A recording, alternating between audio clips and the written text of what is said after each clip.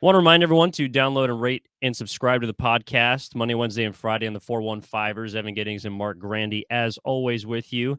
Well, that kind of takes us into our last segment of this episode, which is surrounding like the reasons for and not for feeling confident in your 49ers. Because Marc kind of sprinkled it in there, but obviously, you know, the sky is always falling in football, right? Like when you lose, you're down to the bottom of the barrel. When you win, your team is headed to the Super Bowl, and that's certainly, especially early in the season, is how a lot of these games feel, just with not a large sample size to pick from.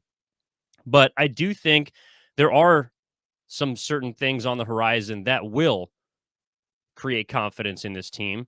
And one of which we just touched on, but the offensive line should be getting healthier this weekend with Trent Williams being on track to play against the Kansas City Chiefs.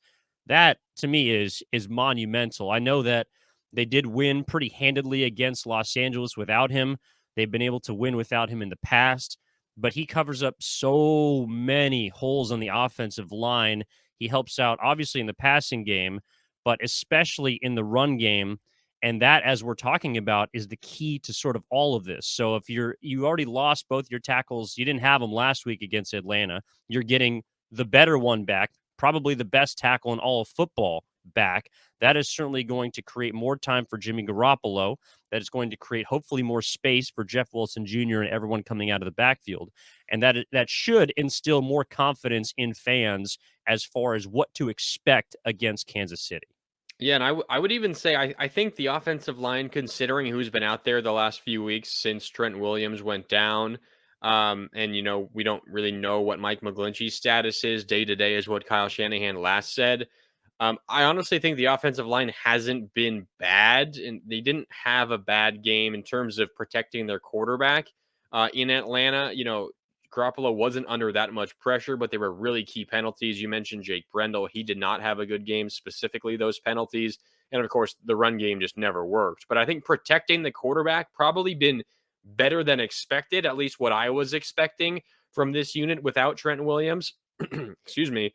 But that's also against a relatively inferior Atlanta Falcons front seven. You turn the page to this Kansas City front seven. You've got to block the likes of Chris Jones and Frank Clark and George Karlaftis, a rookie who's been really good. Those are two different levels of, front sevens from last week in Atlanta and this week against Kansas City. So they could certainly use Trent Williams back. And, Kyle Shanahan said on Monday on his weekly conference call, he was asked, what are the chances you get both Bosa and Trent Williams back against Kansas City? And he said, quote, I think there's a decent chance. So, that doesn't mean they're for sure going to play, but it looks like they're trending in the right direction. And then at least Kyle Shanahan is generally optimistic in their, ability to play. And if they do on both sides of the ball, that is a huge addition because you're not going to slow down the Kansas City offense without Nick Bosa and getting pressure on Patrick Mahomes and making him uncomfortable. We'll talk a lot more about that on our Friday edition of the episode when we fully preview the 49ers in Kansas City. And I think we've kind of touched on this in a few episodes in the past, specifically maybe the reaction to the Rams game, Evan. I think, when you want to try to answer this question, are you confident or are you panicking about the rest of the season for the 49ers? I think a lot of it depends, obviously, on your expectations. Um, if your expectations are being a number one seed in the NFC, it might be time to panic because you're 3 games behind the Philadelphia Eagles. They've looked pretty good. They're undefeated still, and they're one of the best teams in the NFL. But if your expectations simply are making the playoffs and perhaps winning the NFC West, you got plenty of reasons to be confident. And maybe reason number one is because the rest of the NFC West stinks. I mean, the Los Angeles Rams might not even make the playoffs. The Arizona Cardinals just lost Hollywood Brown for, a month and a half, maybe 2 months. They just traded for Robbie Anderson, who essentially got kicked off of the Panthers the week before. They're getting DeAndre Hopkins back this week, of course. But Kyler Murray, it seems like a a question mark at quarterback, at least in the way that he and Cliff Kingsbury are trying to lead teams. They seem to be at odds all the time. The Seattle He got outplayed Seahawks by Geno Smith. got outplayed by Geno Smith. Yeah. And, that leads to the Seahawks, who maybe have been one of the bigger surprises in the NFL. The Giants, and the Jets, maybe the biggest surprises in the league so far this year. I have been wrong about them so far. I do think they're probably going to regress back towards the mean and not play as well the rest of the year. But there's just not a lot of sure things in this conference right now.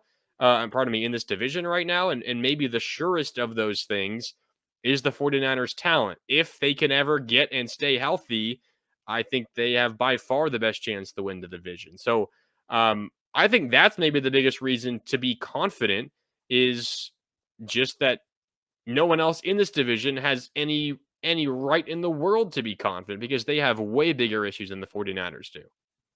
No, I'm with you, but let me play devil's advocate for a moment. If your Please. reason for feeling confident doesn't have to do with your team, Well, it has like, to do with isn't your that team an issue? in it has to do with your team in relation, like Yeah. relative to the other teams. I know the biggest thing obviously is the injuries, but if you get healthy and you stay healthy, I mean, you are the most complete team in the division by far, and it as much to do with who you have on your team as, who opponents have on theirs. Well, but that's where I was going next is I assume the 49ers will get pieces back. They may not get all of them back, but the odds of them being compromised throughout this season, as we've seen over the past 6 weeks, are probably better than them being at full strength. Yep. And if this version of your 49ers team, which is banged up, which does have injuries, is kind of middling and not really able to separate itself from its own division, from a Rams team that I believe to be pretty porous, from a Seattle team that has been shocking, but I think we're both on the same page that they'll come back to earth at some point, and an Arizona team that I refuse to talk about because of how poorly they've played. Then okay, like, maybe it is kind of time for me to look around and say, oh my gosh, well, if they're not going to get healthy and they're going to keep hanging around with these bottom feeders, like, that may be a reason for me to panic. Yeah.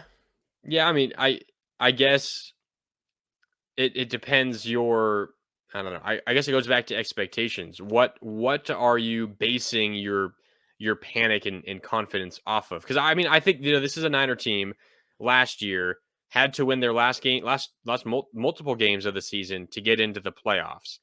And then they got into the playoffs. They won road playoff games in Dallas, in Green Bay, against teams that were favored against them. And they were right there, a dropped interception away from potentially making the Super Bowl. And who knows what happens in the Super Bowl against the Bengals. They probably would have had a decent chance at winning it.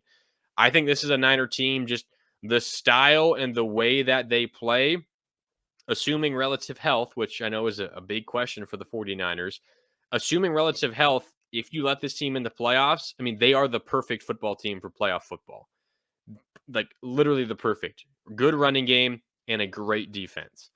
And the way that, this season has gone across the league, I mean, you look at some of the numbers. I don't have the touchdown numbers in front of me exactly, but this is like the fewest touchdowns through 6 weeks in the NFL in a number of years. And it's by a wide margin. Scoring, offense, it's down across the board in the NFL.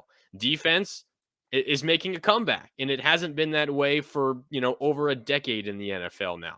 But this is a year where maybe an elite defense and, a middle of the pack offense has enough to win it. It hasn't been the case recently. It's been, the Tom Brady's and the Patrick Mahomes and, the Matthew Staffords. It's been high powered offenses. Maybe this is the year where it's not the case. I'm not saying the Niners are going to win the Super Bowl. I'm not saying they're going to win the NFC. I'm not saying any of that, but I'm saying that the way that playoff football is in general, and the way that the season has been across the entire league this year, I think it's setting up perfectly for the 49ers in the playoffs. Now, the question is, can you get to the playoffs? And I think because of their division, they have a very good chance to do that. Not saying they're going to be the 1 seed or even the 2 seed, but if I'm confident that this is a playoff team, And when that does happen, if it does happen, I'm confident that they're going to present troubles for whoever they play in the first round. Yeah, I can see that. I do believe that they'll make the playoffs. If they don't, I think the season's a disaster. But I'm not sure I'm with you about the playoffs setting up for the 49ers to be the perfect team because generally you kind of need both sides of the ball as well as your special teams to be on the same page. And I do there's a few teams out there that are a little more perfect than the 49ers to me set up for winter football, even if they throw the ball. I don't actually think the Chiefs are necessarily one of them, and we'll talk about why on Friday. Oh, that's a tease. That's called a tease, people. I don't think they are a perfect team. They're more perfect than the 49ers right now, just via health. But I see what you're saying in that, look, defense always travels, running the ball tends to travel, and having enough at the quarterback position to pass the ball is a winning equation. The only issue I have is that they're going to be in so many close games because of their lack of firepower that a a mistake that if it happens is going to kill them. Like they have to play mistake-free football, I believe at this point in order to just win on a weekly basis, nevertheless beat a playoff team. So right now if you're telling me the 49ers are kind of moving in the right direction, I'm guess I'm with you when it comes to getting healthy, but their equation for winning football is one that I'm sure Shanahan believes can get them to the promised land. That's why he runs the team the way he does. But if they do not have their full complement of pieces and they do not win the turnover battle and they do not win in the running game and they do not keep defenses out of the backfield and they do not do all of those things at a high level, I find it very difficult to believe that they won't be beat. Okay, I think this is a moment, and I understand what you're saying. It's not a perfect football team. They're going to have to, play solid, mistake-free football for a lot of the time, to get where they want to go. I agree. But I think this is also a time where we can kind of look at the schedule again and maybe let go of some preconceived notions about, the teams that they're playing. Because, you looked at the schedule originally, you saw 2 games against Arizona in the second half. You saw a game against New Orleans. You were, maybe they could, win their division. They're kind of in a middling division. They could be a playoff team. You saw Tampa Bay. You probably, drew that one up as an L. But look at the schedule now, and Kansas City coming up, of course, and then the Rams. The Niners have dominated the Rams, but let's even forget about that one. Bye in week 9, Evan. After that, 5 straight home games at Seattle, home against the Washington Commanders, at Las Vegas, and then, well, I said home against Arizona the first time. That was 5 straight home games. They're actually playing in Mexico City, but Yeah. it's actually technically a road game against Arizona, just in a neutral site. And then after Las Vegas in week 17 on the road, they come back home and they play Arizona again. So from week 10 on, they have 2 road games, 1 neutral site game, and the rest are at home. And you could, consider the 49ers favorites in maybe all of them. And I know Peter King was on 95.7 The Game yesterday, and he said, after week 7 against Kansas City, I look at the rest of the 49ers schedule. Again, this is Peter King, and he says, I wouldn't bet against them in any one of those games. Rams, Chargers, Arizona twice, New Orleans, Miami, Tampa Bay, Seattle, Washington, and Las Vegas. That's a relatively soft schedule when you consider the fact that none of those games, none of them will be outside of the Pacific Standard Time Zone. None of them. This is a schedule for the 49ers in the second half that is begging them to get on a roll before the postseason, begging them to roll through the rest of the NFC West, claim the division, and go into the postseason winners of something like 6 of their last 7 games. It is absolutely begging them to do that. And it's not necessarily going to happen, but if it does and the 49ers figure out their run game, they get healthy on the defensive side of the ball, I'm still confident at this moment that the Niners will be a team that other teams will not want to face in the postseason because of what we've talked about, because of what we saw last year from a team who still suffered from a lot of the same issues as this team is. They can't, push the ball down the field. Their passing game is relatively inconsistent. Deebo Samuel, they have to use him in the running game to get their offense going. All of that stuff is still here, but they got to the NFC Championship game with that last year. I don't know about you, but I am still confident that this is a team that has the playoffs in their future, and with a tiny bit of luck, probably has a playoff win in them.